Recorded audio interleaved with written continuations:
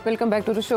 Seat साहब, Punjab government ने जो हद तक इज़्ज़त कानून बिल 2024 जो पेश किया, उस पर बहुत ज़्यादा तनकीद हो रही है कि बहुत जल्दबाजी में इसे कैबिनेट से मंजूर करवाया गया। उसके बाद जब शोर उठा तो उन्होंने थोड़ा वक्त दे दिया और कहा कि अब हम स्टेक होल्डर्स के साथ मुशावरत करेंगे।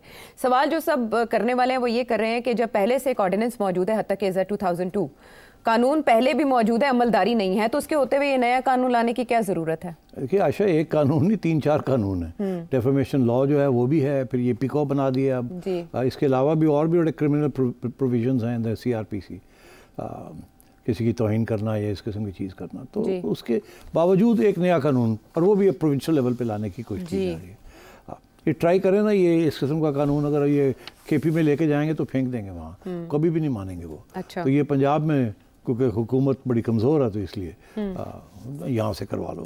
इसके पीछे इस्टेब्लिशमेंट है कि सबसे ज़्यादा इस वक्त जो फेक न्यूज़ आ रही है वो इस्टेब्लिशमेंट के बारे में आ रही है, और हमें पता है कहाँ से आ रही है, किस किस्म के लोग वो कर रहे हैं। तो ज़ाहिर तकलीफ़ तो हो रही है, और ये जो जिस किस्म की फ़ेक न्यूज़ है बड़ी ख़तरनाक है और बहुत गलत है। तो गुस्सा तो है कि ये इसको रोकना चाहिए, और ख़ुसूसन ये सोशल मीडिया पे ज़्यादा है। ठीक है। तो जायज़ तो बनती है बात कि इसको कैसे रोका जाए, मगर सवाल ये है कि क्या इस किस्म के कानून के साथ आप रोक सकते हैं कि नहीं, जबकि और भी इस किस्म के कानून हैं। तो अगर वो नहीं रोके तो ये कैसे रोकेगा? जी, अब इसमें पुलिस भी इन्वॉल्व नहीं कर रहे। हाँ, इसमें तो आप फाइन करना सिर्फ, हाँ जी, और तो 3 मिलियन है बस। हाँ, तो बात ये है कि अगर वो जो कानून है, मैं आपको बता दूं, जो डेफेमेशन लॉ है, ये बिल्कुल इंडिया, पाकिस्तान, UK वगैरह में ये अंग्रेज़ों के ज़माने के बने हुए हैं, थोड़ी सी तब्दीलियाँ हुई हैं उसके। अच्छा। तो वहाँ इंग्लैंड में तो ये अप्लाई करता है, आप खुद ही आप भी बता रही थी। मैं आपसे ये सवाल कर रही थी कि वो कानून जो वहाँ पर आप देखें, जुल्फी बुखारी साहब से रेहाम खान साहिबा ने माफ़ी मांगी, फिर इसाकडार साहब से एक निजी चैनल ने माफ़ी मांगी, बाकायदा नशर की, फिर एक और निजी चैनल ने रेहाम खान साहिबा से माफ़ी मांगी। ये मिसालें हमारे सामने मौजूद हैं UK की, लेकिन पाकिस्तान में हमने ऐसे होते नहीं देखा। बड़ी इंटरेस्टिंग बात है आयशा कि कानून के अंदर लिखा हुआ है कि सिविल कोर्ट में ये होगा और 6 माह के अंदर अंदर कंक्लूड होगा, मगर होता नहीं कंक्लूड। उसकी वजह यह है कि जो पार्टी कमज़ोर होती है ना, इन दोनों में से एक कमज़ोर होती है, या वो जो केस करती है या वो जिसके खिलाफ केस होता है, तो वो डिले करने की कोशिश करते हैं, और जज हजरात जो हैं वो डिले होने देते हैं, वो चलाते रहते हैं। मैंने इमरान खान साहब के ऊपर दावा किया था कि ये 35 पंचर का वो जनाब 2014 में हुआ था, और आज क्या है? आज 2024 है, ज़ाहिर है 10 साल। इंसाफ नहीं मिला। मुझे नहीं मिला। मेरा वकील तो पहुँच जाता था, खान साहब को वकील ही नहीं आता था। जज साहब, एक जज आया चला गया, दूसरा आया चला गया, किसी में हिम्मत नहीं थी कि खान साहब को बुलाए या इसको आगे बढ़ाए। तो उसमें कोई प्रूफ ही नहीं था खान साहब के पास कि मैंने कुछ किया है। और फिर उसके बाद तो एक सुप्रीम कोर्ट ने भी कह दिया कि नहीं था, तो मगर फिर भी वो केस अभी वहीं का वहीं है। अब मैं आपसे अर्ज़ करता हूँ कि ये अदालत की कमज़ोरी है, ये ना मेरी कमज़ोरी है ना खान साहब की। हम तो कोशिश करेंगे, अगर मेरे ख़िलाफ़ जा रही है बात तो मैं डिले करने की कोशिश करूँ, मैं अपने वकील को कहूँ डिले करो, ठीक है, और अगर उनके खिलाफ जा रही है तो वो कहेंगे डिले करो। तो मगर अदालत का तो काम है ना इंसाफ देना, और लिखा हुआ है कि 6 माह के अंदर अंदर आपने करना है, नहीं करते। तो इसलिए पहली बात तो ये है कि अगर वहाँ नहीं करते तो यहाँ कैसे होगा? ये जो है ना जी, हमने जल्दी करना है, क्योंकि होगा वही, क्योंकि वकील भी उसी किस्म के होंगे, वकील भी वही काम करेंगे, डिले करेगा, कोई आएगा कोई जाएगा, कोई किसी का केस कमज़ोर होगा, किसी का नहीं होगा। वकील कहेगा जी मैंने सुप्रीम कोर्ट जाना है, मैं बिज़ी हूँ, मैं बीमार हो गया हूँ, मेरा ये हो गया। तो अब एक तो ये है कि ये क्या रोल, ये कैसे ये मसला हल करेगा जो कि वो नहीं कर सके। अगर आप उसी को स्ट्रॉन्ग कर दें और कोई पेनल्टीज लगा दें जजेस के ऊपर कि आप 6 माह में इसको कंप्लीट करेंगे तो मसला हल हो जाता है। तो एक तो ये, दूसरी बात ये कि इसके अंदर मैं समझता हूँ कि अगर आपने ये करना ही था, आप इन्होंने जब प्रेशर पड़ा है पंजाब गवर्नमेंट के ऊपर तो उन्होंने ह्यूमन राइट्स कमीशन और फेडरल यूनियन ऑफ जर्नलिस्ट वगैरह लोगों को बुला के उनके साथ उन्होंने मुज़ाकरात भी किए हैं। मगर जब मैं पूछता हूँ इनको कि भाई क्या मुज़ाकरात हुए, वो कहते क्या मुज़ाकरात है, उन्होंने हमारी बात ही नहीं सुनी। हम उनसे यही पूछते हैं कि यार इसकी ज़रूरत क्या है, वो ये बताते नहीं, वो कहते हैं जी फेक न्यूज़ को रोकना है। अब भाई फेक न्यूज़ को तो रोकने के लिए और भी बहुत कुछ है, तो उसके ज़रिए क्यों नहीं करते? इसको लाने की क्या ज़रूरत है? FIA साइबर क्राइम पहले काम कर, साइबर क्राइम है, पीका है, ये है, डेफेमेशन लॉ है, और देयर ऑल पाकिस्तान लॉज। तो ये क्या है कि एक बंदा है वो सिंध में बैठ कर डेफेमेशन करता है, तो पंजाब में ये केस हो सकता है? नहीं हो सकता। फिर यही इश्यूज चले जाएंगे हाई कोर्ट्स के अंदर, फिर वापस आएंगे, फिर जाएंगे, तो इस किस्म की ज्यूरिसडिक्शनल इश्यूज बन जाएंगे। ये क्या नॉनसेंस है ये। मगर ये प्रेशर पड़ा हुआ है पंजाब गवर्नमेंट के ऊपर कि कुछ किया जाए। मैं समझता हूँ नहीं करना चाहिए। और अगर अब ये किसी की बात सुनने के लिए तैयार नहीं है तो मेरी एक दरख्वास्त होगी मरियम साहिबा से, क्योंकि जाहिर है कि ये उनके खाते में जाएगा और हम तो अपोज करेंगे इसको। अच्छा, ठीक है। और ये उनके खिलाफ बात, मीडिया तो पसंद नहीं करेगा इस बात को। अच्छा। मीडिया के खिलाफ बहुत कुछ इन्होंने हुकूमतें करने की कोशिश करती रही हैं और हम बड़े मुश्किल हालात के अंदर ऑपरेट करते हैं। मगर ये है कि मसला तो है, मसले को कैसे हल करना है। फेक न्यूज़ हमारे ऊपर फेक लोग सियासी जमातें लगा देते हैं, फैलाती हैं। तो दुखी तो वो भी है, हम भी हैं, सारे दुखी हैं। मगर ये रास्ता नहीं है। रास्ते जो हैं उनको आप पक्का करें, तकड़ा करें। और आखिर में अगर हमारी बात नहीं सुननी आपने तो फिर मेरी एक दरख्वास्त है, ये जो ट्राइब्यूनल बनने जा रही है इसके अंदर और कुछ नहीं तो सिविल सोसाइटी के भी 1-2 लोग डाल दें। अगर एक ट्राइब्यूनल है और एक जज बैठा हुआ है वहाँ और उसी ने सारे फैसले करने हैं तो 3 मेंबर ट्राइब्यूनल बना दें। उसके अंदर एक सिविल सोसाइटी का बंदा ले लें, एक ह्यूमन राइट्स का बंदा ले लें, या मीडिया का बंदा ले लें एक, और एक जज ले लें जो कि न्यूट्रल है और इस चीज़ को कर लें। कम से कम ये तो कर लें आप। अच्छा मशवरा है वैसे ये, जिससे इसको मज़ीद मुअस्सर बनाया जा सकता है और वजह भी सामने आ जाएगी कि आप क्यों एक हट के कानून लाने की कोशिश कर रहे हैं जब पहले कवानीन मौजूद है। आगे बढ़ते हैं और वो बात अब है सोलराइजेशन की। इसके ऊपर बहुत से प्रोग्राम्स, बहुत से व्लॉग्स हुए हैं, बहुत से तबसरे किए जा रहे हैं कि कभी हुकूमत सोलराइजेशन या मुतबादिल तवानाई के ज़राए की हौसला अफजाई करती है और फिर एक वक्त आता है कि उस पर टैक्स लगाने की तैयारी कर दी जाती है। और अब कुछ नए ज़वाबित बनाने की, उनमें तरमीम करने की शहबाज शरीफ साहब ने, वज़ीर आज़म पाकिस्तान ने हिदायत की है, क्योंकि ये घाटे में जा रहा है मामला। क्या वजह बनी कि नेट मीटरिंग? मैं आपको बताऊं, मैं टाइम ज़्यादा नहीं है, मैं तो इस पर आधा घंटा बात कर सकता हूँ। हाँ, लेकिन मगर मैं मुख्तसर बात करूँगा। 2015 में एक पॉलिसी आई, उसके 2 पहलू थे। पहला पहलू ये था कि सोलर को इनकरेज करना, it is environmentally friendly and it is cheap. और ये जो हमारे पावर प्रोजेक्ट्स हैं ये बड़े महंगी बिजली बुला रहे हैं, तो ये एक सही रास्ता है, सारी दुनिया में ये रास्ता अख्तियार किया जाए, हम भी ये करें। तो उस सिलसिले में सोलर पार्क्स भी बने, शहबाज शरीफ साहब ने इसको बड़ा प्रमोट भी किया। फिर ये पॉलिसी आई कि जी रूफटॉप सोलर ये भी आप खरीदें, ठीक। और लोगों ने फिर ये रूफटॉप के ऊपर लगाने शुरू कर दिए। फिर इन्होंने फैसला ये किया कि एक नेट मीटरिंग सिस्टम है, इसको करेंगे।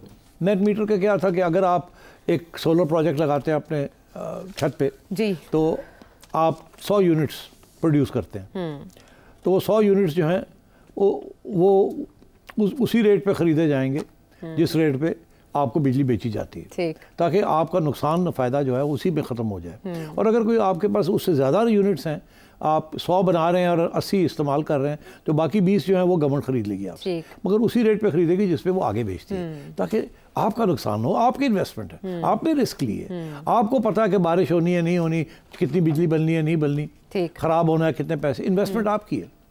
तो शुरू में तो ये ठीक रहा, मगर 2018 में ये फिर नेट मीटरिंग सिस्टम आ गया और उसमें फिर उन्होंने क्या किया कि 2 टैरिफ्स बना दिए। अच्छा। कि आपसे जो बिजली आप इस्तेमाल कर रहे हैं उसका एक रेट हम लगाएंगे, वो आपसे ख़रीद लेंगे हम, वही बिजली फिर आपको वापस बेचेंगे एट ट्वाइस द रेट। अब सोचिए कि मेरा घर में एक मीटर लगा हुआ है, मैं अपना नहीं, मैं वैसी बात कर रहा हूँ, जनरल बात। एक मीटर लगा हुआ है, वो मीटर कहता है जी कि आपने 100 यूनिट्स आपने टोटल कंज्यूम किए, उसमें से 40 यूनिट्स जो थे वो आपके सोलर से आए थे। अच्छा। और 40 यूनिट्स वापडा ने दिए आपको, या लेस्को ने दिए, ठीक। वो कहते हैं जो लेस्को का रेट है वो है 19 रुपये। अच्छा। तो 40 यूनिट्स तो हमने आपको 19 रुपये पे बिल कर दिए, ठीक है। आपने जो 40 अपने बनाए हैं, हाँ, उसके ऊपर भी 9 रुपये लगाएंगे हम, कि 9 रुपये आपसे ख़रीदेंगे और 18 पे आपको वो वापस बेच देंगे बिलिंग के लिए। तो ये नेट मीटरिंग ना बना, ये नेट बिलिंग बन गया। हाँ। ये नेट मीटरिंग नहीं सिस्टम, ये billing base, net billing base system. तो ये बड़ी ज़्यादती है, एक ज़्यादती है, ये नहीं होना चाहिए। मगर दुनिया में क्या असूल है, जहाँ जहाँ ये हुआ उनको यही असूल है कि जितने आपने बनाए हैं वो आपके, उसके ऊपर कोई लेन देन नहीं है। उसके ऊपर आपने कोई आपने इस्तेमाल किए हैं जो कि नेशनल ग्रिड के हैं, तो उसके ऊपर जो नेशनल ग्रिड का रेट है वो लगेगा, ठीक है। तो यहाँ तो ये है कि वो आपसे जितने आपने बनाए हैं वो आपके बिल में डाल देते हैं, फिर आपको उसकी आधी पेमेंट कर देते हैं और बाकी आपके खाते में डाल देते हैं। कान को दूसरी तरफ से पकड़ ये लेते हैं। ज्यादती है, ऐसे नहीं होना चाहिए। अच्छा, अब जो आर्ग्यूमेंट है वो ये दी जा रही है कि जी देखिए ना, ये तो अमीरों ने लगा लिए और गरीबों के लिए तो बड़ा हाई रेट लग रहा है, कैपेसिटी चार्जेस का भी तो वो सारा कुछ हो रहा है, तो फिर ये तो बड़ा अमीरों के लिए फ़ायदा हो गया और गरीबों को के ऊपर डज लग गई है, बिकॉज ये अमीर अपनी बिजली बना रहे हैं और जो हमारे पास एक्स्ट्रा बिजली है वो फिर हमें गरीबों पे देनी पड़ती है और वो फिर ये हो जाता है, ज़्यादा रेट्स हो जाते हैं। इसका जो जवाब है वो ये है कि यार, एक साहब है, उन्होंने कहा कि ये कोई जवाब नहीं है।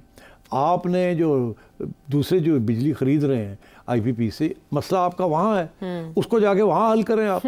तो साढ़े खाते क्यों उधर तो मुआहदे लिख के दिए हैं ना, मुआहदे लिख के दिए और आप अरबपति बना दिए आपने आईपीपी वाले। तो ये खत्म नहीं हो सकते तो मुआहदे? मतलब है वहाँ ये जी अग्रीमेंट हुई हुई है जी, ये हुआ है वो हुआ है, तो अब छोड़े वहाँ की बात। अगर जो भी है तो ये बोझ उन पे नहीं आना चाहिए जिन्होंने अपने पैसे लगा के इन्वेस्टमेंट की, क्योंकि आपकी एक पॉलिसी थी। ठीक है। दूसरी बात ये कि ये कोई सोशलिज्म की आर्ग्यूमेंट नहीं है, ये तो ऐसी आर्ग्यूमेंट है कि जी देखिए अमीर लोग लगा रहे हैं और उनको फ़ायदा हो रहा है। तो फिर ऐसे है कि आप बड़ी गाड़ियां जो है ना इस मुल्क में चलती, सड़कें तो गवर्नमेंट बनाती है ना, सारी ज़्यादातर तो बड़ी बड़ी गाड़ियां चलती है ना, बेचारे मोटरसाइकिल वाले पेट्रोल का वही रेट देते हैं जो गाड़ी वाले देते हैं, तो फिर गाड़ियां बैन कर दें या गाड़ियों को कहें कि आप मोटरसाइकिल के लिए ये रेट है और आपके लिए ये रेट पेट्रोल का। ठीक है। तो ये अगर ये आर्ग्यूमेंट आपने करनी है तो हजार किस्म की जगह हैं जहाँ अमीरों का फायदा और गरीबों का नुकसान है। तो ये कोई आर्ग्यूमेंट नहीं है कि जी ये तो जी अमीरों गरीब, अमीर जो है वो सस्ता उसको बिजली मिल रही। अरे भाई वो इन्वेस्टमेंट कर रहा है। कल को आप कहेंगे आपने घर क्यों बनाया, वो कहेगा मैंने अपने टैक्स पे करके पैसे बनाए, वो कहेगा नहीं ये तो अमीरों का घर है, ऐसे ज़्यादा टैक्स लगाओ, वो छोटे घर पे कम लगाओ, बड़े पे ज़्यादा लगाओ। तो मतलब है ये दिस इज़ नॉट राइट, ऐसे नहीं होता दुनिया में। इफ यूनिफॉर्म पॉलिसी यानी एक मिसाल है। शहबाज शरीफ साहब को चाहिए कि ये ब्यूरोक्रेट्स की बातों में मत आए। ये सिर्फ केस जो है कि टोटल इस वक्त सोलर एनर्जी जो प्रोड्यूस हो रही है वो 450 मेगावाट्स हो रही है सारा प्राइवेट सेक्टर के अंदर। अच्छा। ये कायदे आजम प्लांट है, सोलर प्लांट्स हैं, लोगों ने बना लिए हैं 50-50 मेगावाट्स के, 100 मेगावाट्स।